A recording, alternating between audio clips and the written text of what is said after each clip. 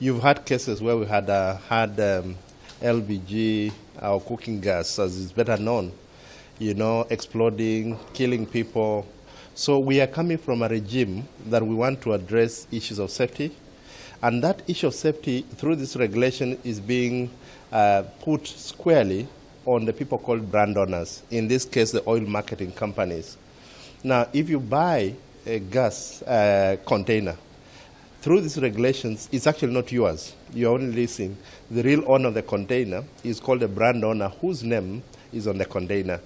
The second highlight of this forum is to look at, in the event you have a problem, what happens? Of course, we have also been looking at the issues of costs, issues of distribution. Remember, there's a questions that have not been answered about competition, in the sector. There are those small retailers who feel the entry of big oil marketers in this is that the regulation could be ring-fencing, the major oil, if you allow cartels. In the end, it will cause supply issues. And when you have supply issues, you end up with more demand. And with more demand, you pay more. Because these regulations will come into full force from at the end of the year. So on the 1st of January, we expect the regulation to come into full force. And it has effects.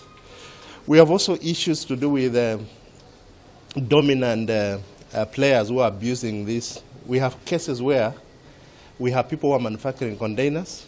We have the same people who are importers, the same people who are retailers, the same people who are taking tuk-tuks, to next door. So there are people in the value chain that may be affected. Some of the things we are looking for is how competitive can this be?